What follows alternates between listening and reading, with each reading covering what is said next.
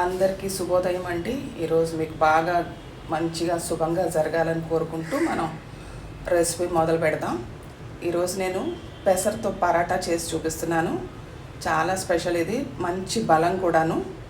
రోజంతా ఫుల్గా కడుపు నిండుగా ఉండేటట్టు చేస్తుంది. ఇక్కడ 1 కప్పు పెసలు రాత్రి నానబెట్టుకున్నాను. కొంచెం పెద్ద అల్లం ముక్క తీసుకున్నాను, 1 ఉల్లిపాయ, 2 పచ్చిమిర్చి. ఇది గ్రైండ్ చేసుకుని పేస్ట్ చేసుకుందాం. ముందర పెసర్ని గ్రైండ్ చేసుకోవడం అయిపోయింది. ఇప్పుడు దీని మీద సరిపడా గోధుమ పిండి వేసి ఉండలాగా చేసుకునే ముందర ఏమేం కలపాలో చూపిస్తాను. 1 టీ స్పూన్ సోంపు, 1 టీ స్పూన్ జీలకర్ర, ఉప్పు, పసుపు, కారం, ధనియాల పొడి 1 టేబుల్ స్పూను, జీలకర్ర పొడి ఇది garam masala 1 tea spoon.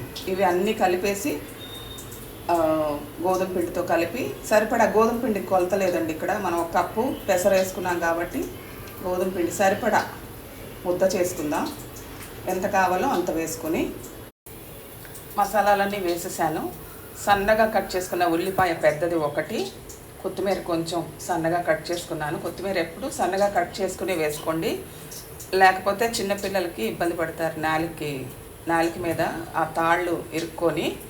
So ఎప్పుడు కొత్తిమీర కట్ చేసుకునే వేసుకోవడం సేఫ్. ఇది బాగా ముద్దలాగా కలిపేసుకుందాము. చక్కగా పిండి కలిపేసుకున్నాను.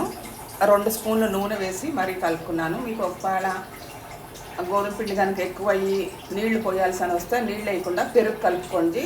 పెరుగుతో చాలా టేస్టీగా ఉంటుంది. ఇప్పుడు దీన్ని ఒక అరగంట నానబెడదాం. ఈ కొలతలతో పెద్ద పరాటాలు 10 అవుతాయి.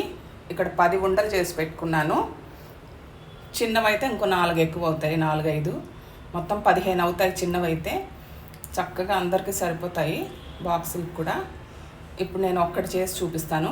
1 ఉండ తీసుకుని ఇలా ఫ్లాట్గా తట్టి కొంచెం దీని మీద ఆనియన్ సీడ్స్, వీటిని నల్ల జీలకర్ర అని కూడా అంటారు. ఆనియన్ సీడ్స్ తీసుకొని కలోంజీ హిందీలో, దీన్ని ఒత్తుకుందాము.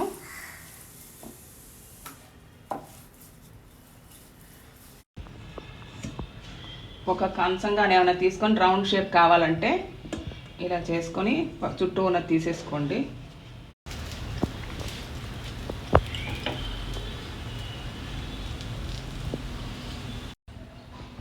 నూనె కానీ నెయ్యి కానీ వేసి 2 పక్కల కాల్చేసుకోవడమే.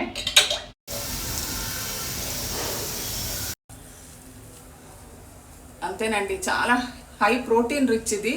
వయసు అయిన వాళ్ళకి ప్రోటీన్ ఎప్పుడు కావాలి, పిల్ల పెద్ద అందరికీ కూడా ప్రోటీన్ ఎనర్జీని ఇస్తుంది కాబట్టి ఇది అప్పుడప్పుడు వారానికి ఒకసారన్నా చేసుకోండి.